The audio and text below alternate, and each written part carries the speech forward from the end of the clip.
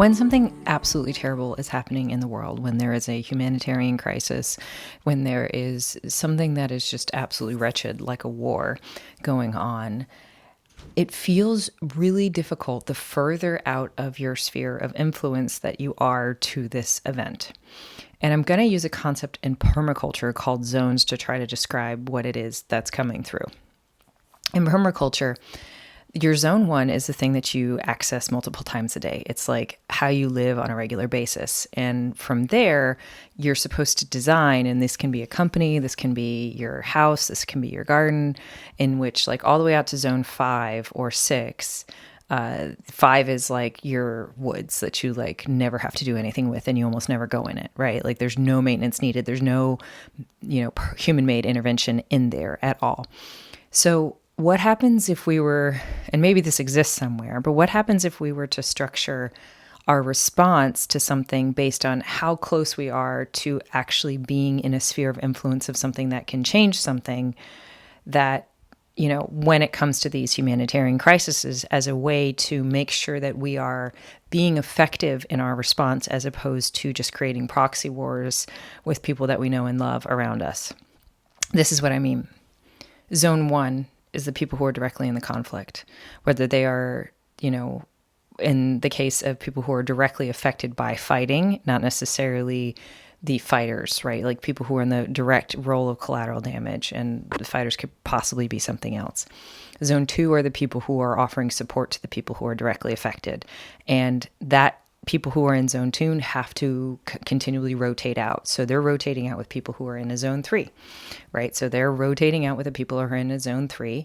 And then the people who are in the zone 4 are the ones who are far enough and distant enough away to be able to try and help strategically with what's happening, to be negotiating or getting supplies or working on the supply chain.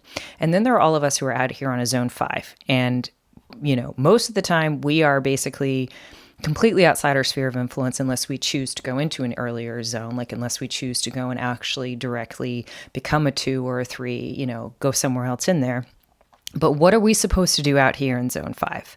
Because most of the time what I see is that people are trying to create their own zone 1s with their friends, with their family, with things along those lines. And it's not helping the situation because you're just adding energy to the conflict without necessarily alleviating or helping anybody other than, maybe you for a moment.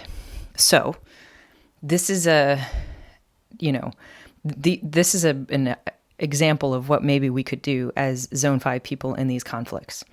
One is, a lot of conversations around social media and how we present ourselves. And that is kind of something I don't necessarily want to talk about because I think there's a lot of other things you can do in zone 5 and still be beneficially like contributing to whatever it is. The first is aid, humanitarian aid. If you have money, something along those lines, and you're getting it to the right people, the right sources, so that people can buy whatever they need. The second is supplies. So similar to money, like, you're able to get supplies to the people who are in zone 4 so that they can get it to the 3s and the 2s so that they can get it to the 1s, right? That's kind of more of a material thing. Energetically, as someone who's an energy healer, I would say that the best thing that we can possibly do in zone 4 is to become as regulated as we possibly can, and to set, if you're a Buddhist, you're sending metta bhavana, loving kindness. If you're, a Course in Miracles, you're forgiving the place, you're doing Ho'oponopono. There's so many different things that you can be doing in this space energetically to offer supply and aid to people who are suffering directly. That is within your sphere of influence.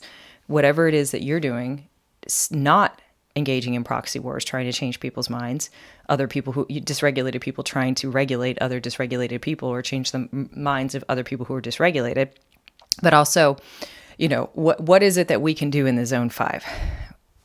Loving kindness, making sure that we're regulated, putting love forth as much as we can so that, and intentions of clarity so that clarity can come to these situations, right?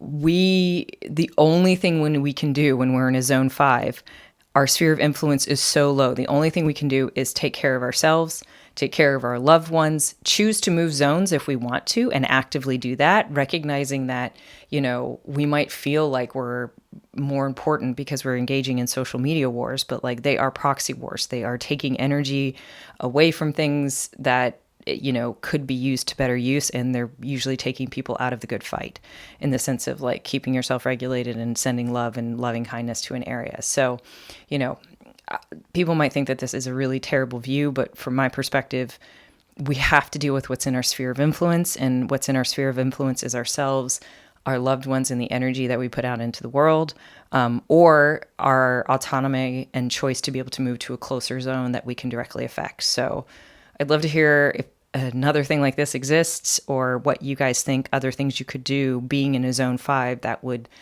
positively contribute to understanding and staying engaged, but not letting it necessarily pull you into this hole, or, you know, just being completely apathetic and ignoring it.